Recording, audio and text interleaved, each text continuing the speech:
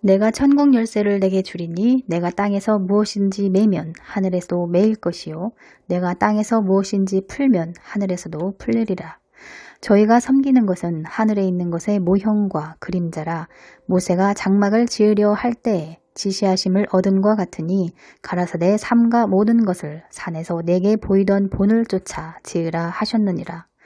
우리가 주목하는 것은 보이는 것이 아니요 보이지 않는 것이니 보이는 것은 잠깐이요 보이지 않는 것은 영원함이라.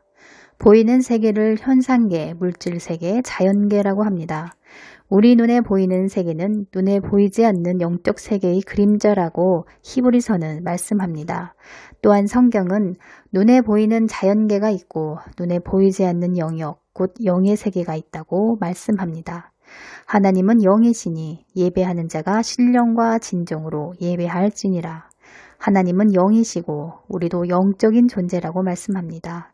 그래서 기도를 통해 영적인 세계를 볼 수 있고 경험할 수 있으며 초자연적인 기적과 이적을 경험하기도 합니다. 마태복음 16장 말씀처럼 영계에서 무언가 묶여 있으면 눈에 보이는 현상계에도 묶이고 영계에서 풀리면 물질 세계에서도 풀린다고 말씀합니다. 그러니까 우리가 죄를 지음으로 영계에서 묶여 있다면 현생계에 실상이 되지 않습니다. 더 쉽게 이야기하면 죄로 인해 무언가 막혀 있다고 해봐요. 그래서 질병이 있고 저주가 있어요. 그러니 회개를 하든 축사를 하든 묶인 것들이 풀어져야 이 땅에서 실상이 되어 나타나고 문제가 해결된다는 말입니다. 많은 사람들이 죄로 인해 마귀에게 속박당하고 억압당하며 속고 눌려있는 경우가 많습니다. 영계에서 묶여있기 때문에 자연계에서의 모습들이 억압된 상태인 거죠. 그러나 철저하게 돌이키는 회개에 합당한 열매를 맺으면 하나님께서 우리에게 자유를 주십니다. 진리 안에서의 자유입니다. 더 이상 마귀에게 속박당하지 않는 진정한 자유입니다. 그러나 이 자유도 힘써 지키며 유지할 때 지속적으로 누릴 수가 있습니다. 방심하고 틈을 주거나 게으르고 안일하게 생활한다면 그 자유 빼앗길 수 있습니다. 정말 눈에 보이지 않는 피 터지는 영적 전쟁입니다. 보이지 않는 영이신 하나님과 소통하기 위해서는 말씀과 기도 생활을 해야 합니다. 기도하지 않으면 내 지각과 지혜를 사용하여 그냥 내 마음대로 살아가고 있다고 보면 됩니다. 자기 의로 살아가는 것이죠. 기도할 때 영이신 하나님과 소통할 수 있으며 성화에 필요한 은혜와 축복들을 받을 수 있으며 어리석고 우매한 자의 삶을 주관하시며 인도해 가십니다. 기도할 때 영적인 묶인 것들이 풀리니까 이 땅에서도 문제가 해결되고 질병이 치유되며 죄로부터 자유로울 수 있습니다.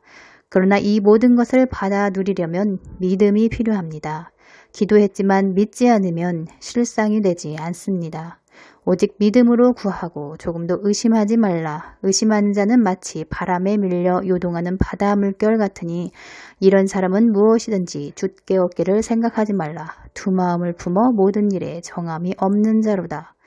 대저 하나님께서 난 자마다 세상을 이기느니라. 세상을 이김은 이것이니 우리의 믿음이니라. 그 이긴 승리는 무엇으로 가능할까요? 바로 믿음입니다.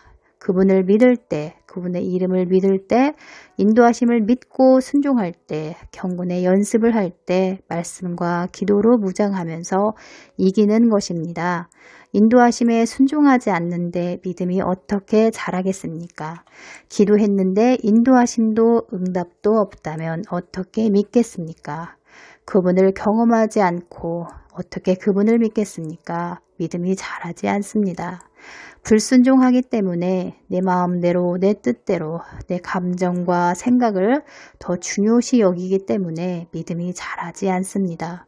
믿음에 견고해지려면 자기 부인이 되어야 합니다. 믿고 행할 때 단단해집니다.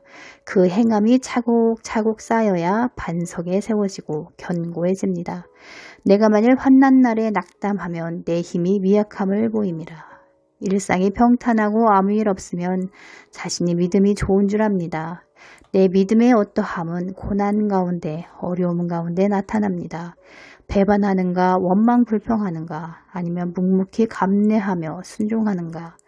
믿음은 광야에서 더욱 자랍니다. 고난 가운데 증가합니다. 왜냐하면 힘들 때 믿음이 발휘되기 때문이죠. 어려움 가운데 믿음을 사용하기 때문입니다. 항상 자신의 믿음을 점검하며 말씀과 기도로 굳건하게 세워지시기를 기도드립니다.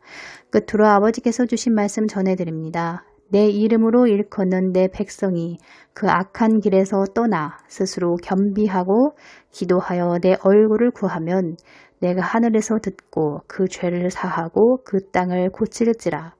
자신이 걷는 길을 잘 살펴보시고 악한 길에서 돌이켜 뉘우치고 회개하며 기도하고 주님의 얼굴을 구하시길 축원합니다. 그럴 때 그 죄를 사하고 마음밭을 고치시겠다고 하십니다. 이러한 은혜가 있으시길 축복합니다. 감사합니다.